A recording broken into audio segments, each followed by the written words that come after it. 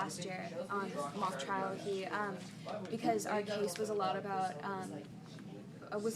memory, because like a girl suffered a head trauma, and so part of the opposite argument was that they couldn't really trust her memory, even though she didn't show any signs of amnesia.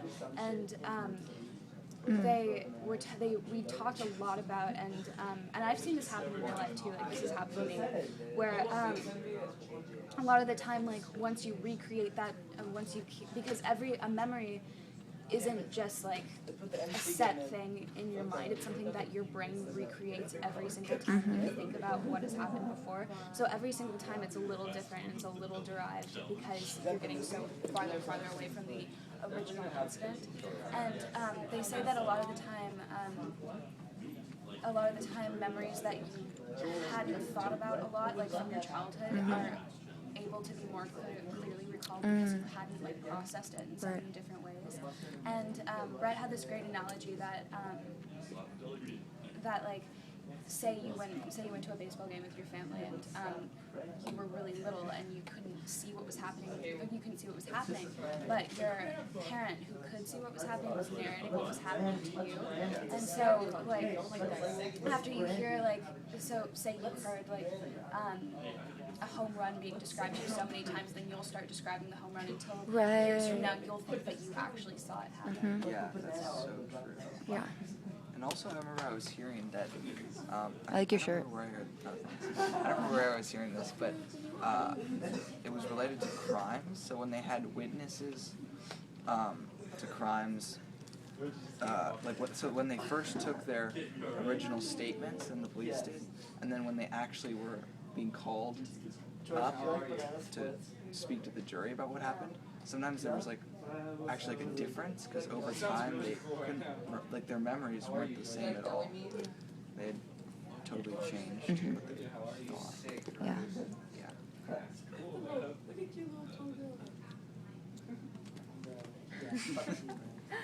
All right. If, like, based off of all this, knowing that memory isn't always the most trustworthy medium of evidence, like, how much faith would you guys, like, put on memory as sort of, like, a source of identity? I don't think I would trust my memory most of the time, although there's some things, like, I'm really sure about, and then other things, like, you're not. I don't know, but I think generally photos or videos are more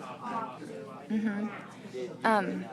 I agree, but it's like, also you have to take into consideration if that's the only thing that you have as a form of evidence, then it's the best you can do, and that's so, like, elementary, is like, you know, but it's just the way it is. And also, do you think that under pressure your memories are going to be more accurate, or do you think that they're going to be twisted because you're, like, maybe either nervous, or just because you feel like you're under pressure you have more of an obligation to, like, get something right? I don't know. I think you could equate that to when you're in class and you're called on, like in Sharp's odors, and you're not expecting it, and you kind of can't articulate what you want to say. Yeah. And then after a couple minutes, when you've had a chance to kind of, like, process it more, you're like, oh, that's what I should have said. Yeah. Like, maybe you could, like, especially with the sharp odors, you need to be, like, in the zone and be prepared for any question. So I think it takes, like, preparation, and when you're, and, like, having the memories, like, going over them in your head before you actually have to be under pressure so that you know what to say. So you can almost practice your memories. Have you guys ever been in a situation under pressure where you've said something, like, false or exaggerated, and then been like, oh crap, I shouldn't have done that? Not really? I'm sure it has. Right, but you can't think of it. Yeah. I have done that a few times actually when a friend's like confronting me about when someone's confronting me about something and they ask me a question like, did this happen? And right off the bat, because I'm just like, I don't know what it is, maybe it's self-defense, I'll be like, no, or like something, and then later I'll just feel like, oh, if I had been honest up front, then, you know, like, did you say something, you know, like, about whatever, and, you know, like, you should really own up to it, but sometimes if you're under pressure, I would call it a lie, because, like, I clarify it later, but I think that makes people kind of either twist the truth or, Does it smell good? Does it sound good? All right. You good?